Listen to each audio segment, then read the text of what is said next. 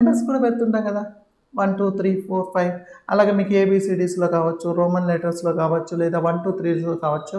అలా కూడా పెట్టుకోవాలంటే జస్ట్ సెలెక్ట్ చేసుకోండి. సెలెక్ట్ చేసుకొని ఇక్కడ మీకు నెంబర్స్ అని ఉంటాయి చూడండి.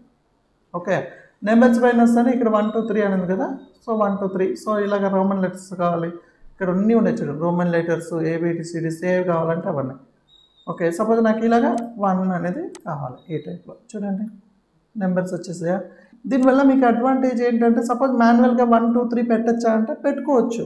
కానీ మాన్యువల్గా 1 2 3 పెడితే మీరు మధ్యలో ఏదైనా ఇంకొక కొత్త పాయింట్ యాడ్ చేయాలి. సపోజ్ నాకు ఇక్కడ 1 అని వచ్చింది, 2 వచ్చింది, 3 వచ్చింది, నాకు 2 పాయింట్ వచ్చేసి వేరేది పెట్టాలి. అంటే అప్పుడు మీరు మాన్యువల్గా పెడితే ఏమవుతుందంటే ఆటోమేటిక్గా నెక్స్ట్ పాయింట్ తీసుకోదన్నమాట. ఇప్పుడు మనం ఇలాగ తీసుకుంటే నేను ఎంటర్ ఇస్తాను చూడండి. ఎప్పుడైతే నేను ఎంటర్ ఇచ్చానో ఇది ఆటోమేటిక్గా సెకండ్ పాయింట్కి వచ్చింది. ఆ తర్వాత టెక్స్ట్ ఏమైంది, థర్డ్కి వెళ్ళిపోయింది, తర్వాత ఇది ఫోర్త్కి వెళ్ళిపోయింది. అట్లాగా మనకి యూజ్ అనేది ఉంటుంది. ఎంటర్ ఇచ్చేసాను ఇలా ఎంటర్ ఇస్తే మీకు ఎన్ని పాయింట్స్ కావాలంటే అన్ని పాయింట్స్గా పెట్టుకోవచ్చు. ఓకే, ఇక్కడ మళ్ళీ ఒకవేళ ఎంటీది ఏదైనా పాయింట్ కావాలి, ఎంట్రీ ఇవ్వండి చూడండి. ఎంటీ పాయింట్ వస్తుంది, ఇక్కడ మీరు రాసుకుంటారు. అంటే ఏం కంటెంట్ కావాలంటే అక్కడ మీరు రాసేసుకుంటారు అనమాట. Okay, next అన్నమ్మా.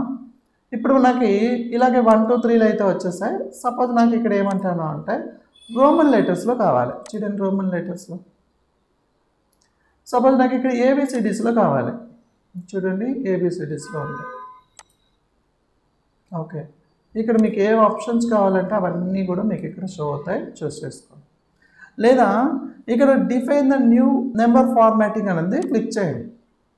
ఒకవేళ మీకు అక్కడ షో అవ్వలేదంటే ఇక్కడ ఆప్షన్స్ ఉంటాయి, చాలా ఉంటాయి. సో ఏ ఆప్షన్స్ కావాలంటే ఆప్షన్స్ చూస్ చేసుకోండి చూడండి. సపోజ్ నాకు ఇలాగా 0 0 1 నుంచి పాయింట్స్ కావాలి, అప్పుడు మీకు 1 నుంచి స్టార్ట్ అవుతుంది. కానీ ఇంకొకసారి అబ్జర్వ్ చేయండి. ఒకసారి ఇవన్నీ కూడా ఒక లైన్లో ఉన్నాయి, నెక్స్ట్ లైన్కి వచ్చే ముందుకు ఇవన్నీ కూడా క్లమ్జీగా వచ్చేసాయి కదా. అలాంటప్పుడు ఇక్కడ ట్యాబ్ అనేది ఉంటుంది, దీన్ని మీరు అడ్జస్ట్ చేసుకోవచ్చు. ఈ యొక్క ట్యాబ్ని మీరు అడ్జస్ట్మెంట్ చేసుకోవచ్చు. ఇలా మౌస్తో లాంగ్ ప్రెస్ చేసుకొని అడ్జస్ట్ చూడండి, ఈక్వల్గా వచ్చింది.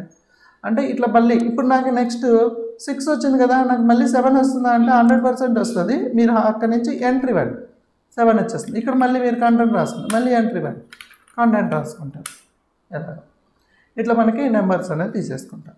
ఇప్పుడు నెంబర్స్ ఇచ్చేసాము, సపోజ్ నెంబర్స్ ఇచ్చేసాం, బుల్లెట్స్ ఇచ్చేసాం, నాకు అవసరం లేదు, రిమూవ్ చేయాలి.